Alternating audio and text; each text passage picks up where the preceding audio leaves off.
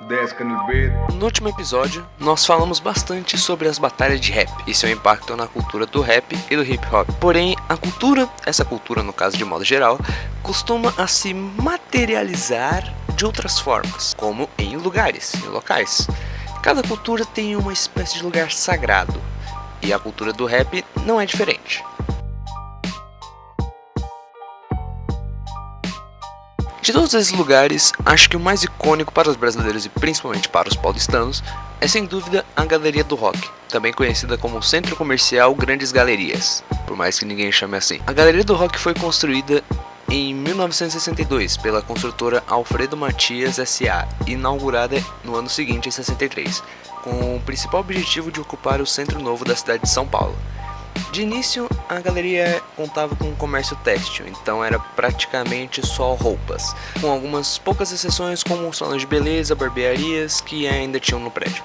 Até que por volta dos anos 70, a galeria ficou meio vazia devido aos shoppings que estavam surgindo em São Paulo naquela época, e chamavam mais a atenção dos empreendedores e dos lojistas, até chegar a primeira loja punk na galeria em 76. Porém, os poucos lojistas que ainda restavam na galeria não gostavam muito dessa loja em específico porque havia brigas constantes lá, além de um alto índice de consumo de drogas. Então, eles tentaram proibir a cultura punk de lá. Pois é, não podia punk na Galeria do Rock, mas só por um tempo. Nos anos 80, a nova administração permitiu esse tipo de loja novamente, por conta das lojas de discos que estavam fazendo sucesso na época. Então, viram uma maneira de ganhar dinheiro, liberaram o punk novamente. Nessa mesma década, inclusive, foi quando começou a surgir o movimento hip hop no centro de São Paulo. Nisso, foi só questão de tempo para essa cultura chegar na galeria, e quando chegou fez um baita sucesso, principalmente com o público das periferias. Inclusive, os Racionais até mencionam os impactos que ela teve neles no início da carreira, e vice-versa no seu documentário da Netflix. Bom, falando agora dos Estados Unidos, vamos para Califórnia, onde fica localizado o bairro de Compton, que sem dúvidas é um dos bairros mais famosos entre os rappers, enfim. É uma atração gigante e com uma história muito boa, recomendo vocês verem. E vamos ao que nos interessa, né? Compton, por volta dos anos 40, foi um bairro muito, vamos assim dizer, bastante povoado. Vários tipos de pessoas começaram a morar lá, de fato. Desde fazendeiros, japoneses ou descendentes de árabes, enfim. E pelo fato dos Estados Unidos e o Japão estar em guerra, na Segunda Guerra, o governo americano teve que prender a maioria dos japoneses desse bairro, na real de todos os Estados Unidos, para evitar espionagem ou ameaças contra o povo real americano. O que passava na cabeça deles era isso. Depois disso, colocaram a maioria dos japoneses assim, que realmente espionavam, assim, colocavam em campos de concentração. Aí depois os negros começaram a repovoar essas áreas por volta dos anos 50.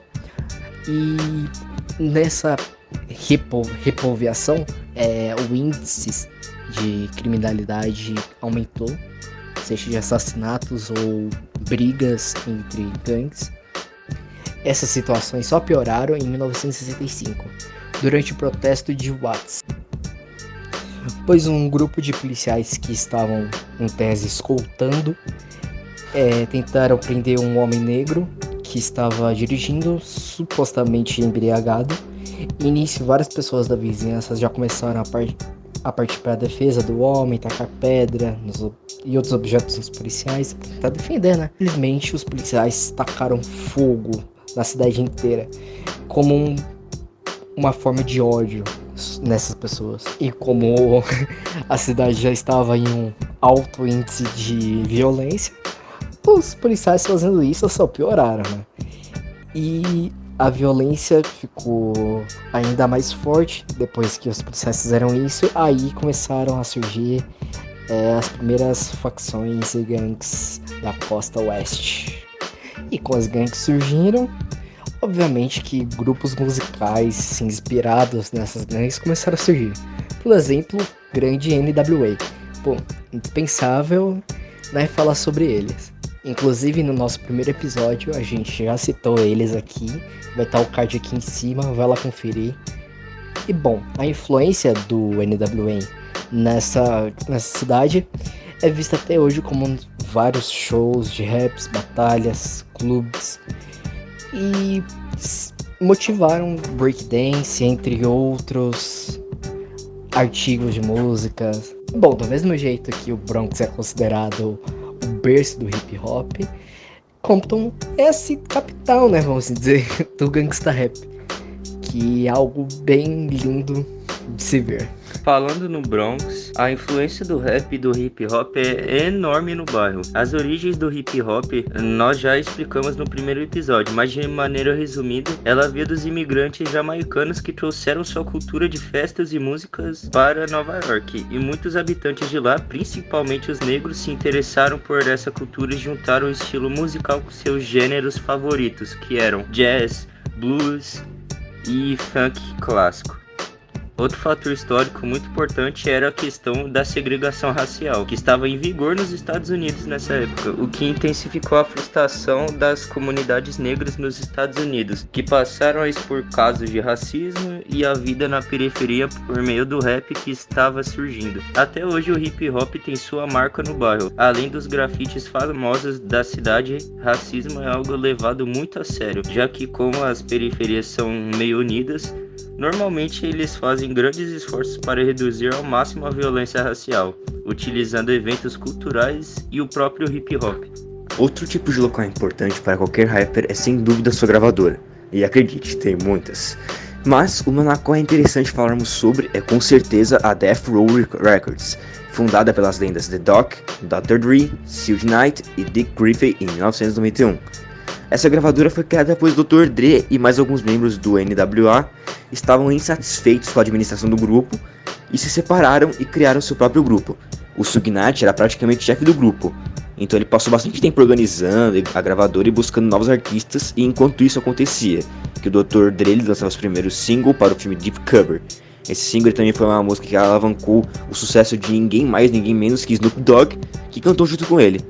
O sucesso desse single foi tanto que Snoop ainda apareceu a várias outras músicas dos álbuns seguintes. No entanto, os anos seguintes foi marcado por controvérsias, incluindo confrontos violentos entre artistas e problemas legais, além de envolvimento com gangues como os Bloods. Em 1995, após uma série de disputas e problemas internos, o Dr. Dre deixou a Death Row, iniciando a fundação da Aftermath Entertainment. Entre 1995 e 1996, a Death Row assinou com Tupac, que mais tarde brigou com a Bad Boy Records e Puff Daddy. A rivalidade entre as duas gravadoras e a controvérsia em torno de Tupac se intensificaram até a morte de Tupac em setembro de 96, quando a situação da gravadora começou a piorar. A Death Row entrou em declínio, enfrentando processos de falência e vendas de ativos. A gravadora passou por várias mudanças de propriedade e administração até ser adquirida pela Hasbro em 2019, parte de um acordo com a A1 Music. E recentemente, em 2022, o Snoop Dogg anunciou a aquisição de direitos das marcas registradas da Death Row Records da MNRK Music Group. Ele lançou seu terceiro álbum de estúdio pela gravadora em 11 de fevereiro, marcando seu retorno após um hiato de 26 anos. Ainda tem muitos locais para se explorar no rap e no hip hop. Porém, se quiséssemos falar de todos, esse vídeo teria pelo menos 45 minutos, o que obviamente não queremos. Por isso queremos que você também procure sobre os centros culturais, gravadoras, entre outros locais, para buscar entender mais sobre trás das câmeras da origem do rap, além de conhecer também sobre o processo de criação das músicas e etc. Temas como esse nós vamos abordar ainda, mas não agora. Agora vamos focar em contar a história conhecida e desconhecida das maioria das personalidades do rap global.